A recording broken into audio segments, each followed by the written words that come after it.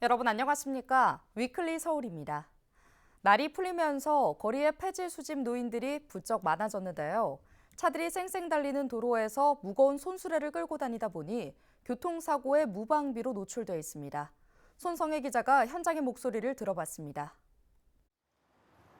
손수레를 끌고 가는 노인 옆으로 승합차가 아슬아슬하게 지나갑니다. 차도에 폐지가 가득 실린 손수레와 함께 서 있는 노인. 저러다 사고가 나는 건 아닌지 보는 사람이 아찔할 정도입니다. 도로 곳곳에서 폐지 수집 노인들을 어렵지 않게 볼 수 있는데 위험천만한 역주행도 자주 목격됩니다. 이게 힘이 드니까 조금 길을 가로질러서 건너가는 사람도 있고 이제 바짝 붙어서 가야 되는데 그냥 차가 오고 나면 힘이 드니까 늘 그래요. 그래갖고 사고들이 좀 있어요. 폐지 수집 노인들의 교통사고 경험률은 6.3%. 전체 노인 보행자 교통사고 경험률의 9배에 이르는 수치입니다. 노화로 신체 능력이 떨어진 상태에서 무거운 수레를 끌고 차들이 질주하는 차도로 다니다 보니 교통사고 위험에 항상 노출돼 있는 겁니다. 보도로 다니면 좀 더 안전하겠지만 폭이 1m 이상의 손수레는 차로 분류되기 때문에 인도 통행이 안 됩니다. 지자체에선 폐지 수집 노인들에게 손수레에 붙이는 반사판이나 야광조끼 등 교통안전용품을 지원하고 있습니다. 하지만 안전장치로서의 제고시를 못하고 있는 실정입니다. 안전띠 같은 것들도 구청에서 지원해주고 경찰서에 지원해주고 했는데 그거 잘 보이지도 않고 그러니까. 그 붙여갖고 그게 제대로 있는 게 아니에요. 고물 같은 거 싫다 보면은 부딪혀서 떨어지고 막 그러는 거죠. 단발성 지원에 그치는 경우가 많아 체감도가 낮고 노인들의 안전의식도 문제입니다. 야광조끼 입고 있었는데 8개월, 10개월 정도 되니까 못 입겠더라고 낡아가지고. 본인들 스스로들 좀 잘해야지. 폐지 줍는 사람들 보면 정말 본인들이 주의를 해야지. 폐지 수집 노인들에 대한 교통안전교육을 강화하고 실효성 있는 지원책을 마련해야 한다는 목소리가 나옵니다. 돈이 얼마 안 되더라도 그걸 생계를 유지한다고 생각하고 그분들은 생활한다고 봐야죠. 니아가로 그 짐 싣고 한복판 횡단도 막 건너다니고 그거는 뭐 차들이 피해댕겨야 될 상황이 왔어요. 주문 끝이에요. 일회성으로. 그 관리가 계속돼서 수시로 체크를 해가면서 안전사고의 예방을 좀 캠페인을 자주 하고. 생계를 위해 폐지를 줍는 노인들. 이들이 교통안전 사각지대로 내몰리지 않도록 보다 세밀한 대책이 필요해 보입니다. 헬로티비 뉴스 손성혜입니다. 양천구 갑선거구는 전통적으로 보수세가 강하지만 최근 두 번의 선거에서 더불어민주당이 승리하는 등 승부를 예측할 수 없는 곳입니다. 최근 여론조사에서도 더불어민주당과 국민의힘이 팽팽히 맞서는 것으로 조사됐는데요. 김호 기자가 여론조사 결과를 정리했습니다. 양천갑 선거구에 거주하는 만 18세 이상 남녀 508명에게 먼저 어느 당을 지지하는지 물어봤습니다. 더불어민주당 43.5%, 국민의힘 44.8%로 양당 간의 격차는 1.3%로 오차 범위 내에서 초접전 양상을 보였습니다. 녹색정의당 2.1%, 기타 정당 6.5%, 지지정당 없음은 2.7%로 나타났습니다. 이번 총선에서 어느 정당의 후보가 당선되어야 하냐고 물어봤습니다. 더불어민주당 42.2%, 국민의힘 43.7%로 양당 간의 격차는 지지정당과 비슷하게 오차 범위 내에서 접전을 벌였습니다. 녹색정의당 1.5%, 무소속 1.9%, 기타 정당 4.9%, 지지정당 없음 3.2%로 조사됐습니다. 더불어민주당 후보와 국민의힘 후보를 지지한 응답자의 연령별 지지율입니다. 40대와 50대는 더불어민주당이, 60대와 70대는 국민의힘이 오차 범위 밖에서 앞서는 것으로 조사됐습니다. 10대와 20대는 국민의힘이, 30대는 더불어민주당이 오차 범위 내에서 지지율이 높게 나타났습니다. 더불어민주당은 40대에서, 국민의힘은 70세 이상에서 가장 높은 지지율을 보였습니다. 비례대표를 뽑는 정당 투표에서 어느 정당이 더 많은 표를 받아야 하느냐고 물어봤습니다. 더불어민주당이 39.2%, 국민의힘이 43%로 역시 오차 범위 내에서 접전 양상을 보였습니다. 녹색정의당 2.4%, 기타 정당 11.5%, 지지정당 없음 1.6%로 조사됐습니다. 이번 여론조사는 김어준의 겸손은 힘들다 뉴스공장에서 여론조사 꽃에 의뢰해 지난 2월 15일과 16일 이틀간 무선과 유선 혼용 ARS 자동응답 조사로 진행됐으며 자세한 내용은 중앙선거여론조사심의위원회 홈페이지를 참고하면 됩니다. 한편 이번 조사는 더불어민주당과 국민의힘 모두 양천갑 후보자 공천을 확정하기 전에 진행된 여론조사입니다. 양당 간의 지지율 격차가 오차 범위 내인 만큼 후보 확정 이후 과연 어떤 지지율 변화가 있을지 유권자들의 관심이 모아지고 있습니다. 헬로티비 뉴스 김호입니다. 제22대 국회의원 선거가 한 달여 앞으로 다가왔습니다. 선거구별 총선 후보 대진표가 속속 완성되면서 각 정당과 후보자들이 내놓은 정책에 관심이 모이고 있는데요. 은평 시민사회는 어떤 정책을 기대하고 있을까요? 손성혜 기자가 전해드립니다. 시민의 힘으로!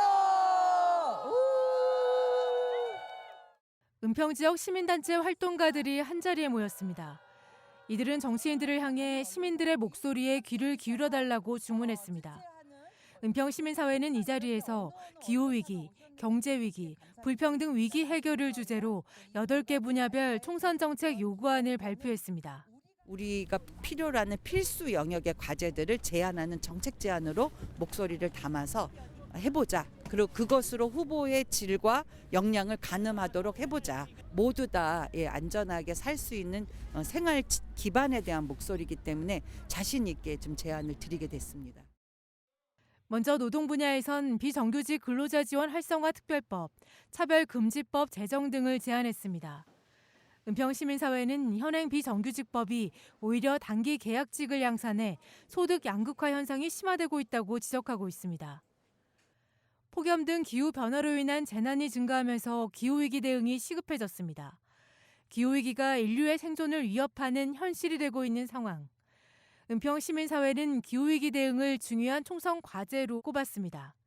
2050년까지 재생에너지 70% 목표를 달성해야지만 2050년 탄소 중립이 가능합니다. 2030년까지 국가에서 온실가스 감축 목표를 달성을 위해서는 지금보다 훨씬 더 몇 배 이상의 적극적인 재생에너지 확대라고 하는 거 정책 제안에 담았습니다. 우리 사회는 저출생 등 복잡하고 어려운 문제에 직면해 있습니다. 고령화도 그중 하나입니다. 은평구는 65세 이상 노인 인구가 20% 이상인 초고령 사회에 진입한 만큼 노인 돌봄 정책 요구가 높습니다. 어떤 돌봄에 필요해도 대응하는 공공당 돌봄 파업처도 추진해 주실 것을 요청합니다.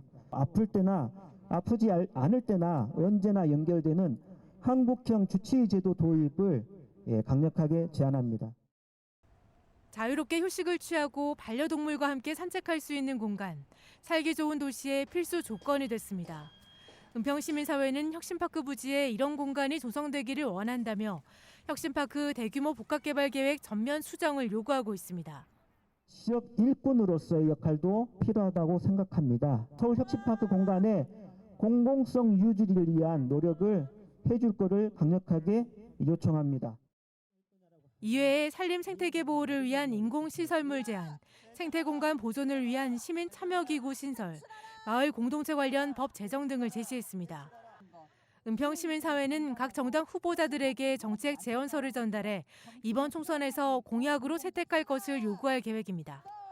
헬로티비 뉴스 손성혜입니다.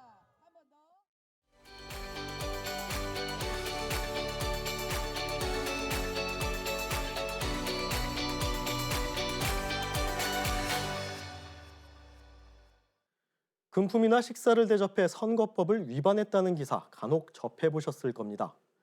공직선거법에서 기부행위란 선거구 안에 있는 자나 기관, 단체, 시설 또는 선거구 밖에 있더라도 선거구민과 연고가 있는 자나 기관, 단체, 시설에 대하여 금전, 물품, 기타 재산상 이익을 제공하거나 약속하는 행위를 말합니다. 기부행위가 가능해지면 선거 자체가 후보자의 인물이나 식견, 정책 등을 평가받는 기회가 되기보다는 후보자의 자금력을 겨루는 과정으로 타락할 위험성이 있겠죠. 때문에 공직선거법에서는 이를 방지하기 위해 기부행위를 제한하는 겁니다. 그럼 어떤 사람들이 기부행위를 할 수 없을까요? 국회의원과 지방의원, 지방자치단체장, 그리고 정당의 대표자와 후보자, 입후보 예정자는 기부행위를 할 수 없습니다.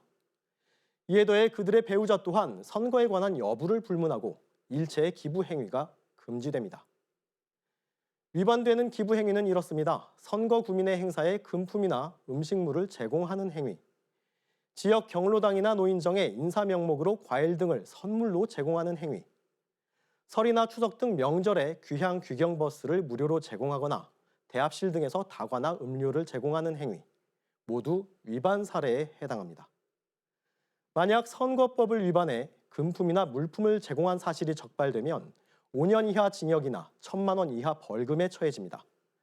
받은 사람 또한 최고 3천만 원 범위에서 제공받은 금액의 10배 이상, 50배 이하에 상당하는 과태료가 부과되니 각별히 유의하셔야겠습니다. 혹여 선거법을 위반한 기부 행위를 발견했다면 국번 없이 1390으로 신고하시기 바랍니다. 올바른 선거 문화 정착, 바로 유권자 여러분의 힘으로 이뤄집니다. 슬기로운 유권자 생활, 박주현입니다. 인프라적으로는 사실 완벽하지 않은 프로덕트를 가지고 시장에서 검증을 계속 해나가는 데 있어 스타트업들이 어려움을 많이 겪고 있는데, 특히 아직 레퍼런스가 없다 보니까 그 레퍼런스를 처음 만드는 데 있어서 어려움이 있습니다. 그래서 대기업이나 정부 기관, 다른 스타트업들에 충분히 좀 저희가 테스트를 해볼 수 있는 여건을 마련해 주실 수 있는 그런 정책은 굉장히 도움이 많이 될 것 같고요.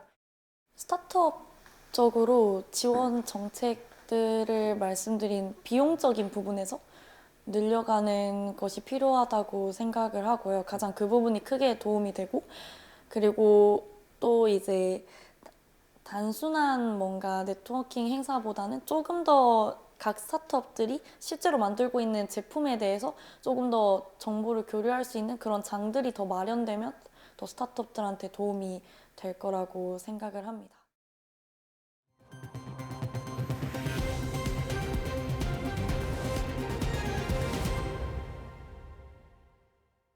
(3.1운동) 독립선언서를 발표했던 탑골공원이 새 단장에 들어갑니다.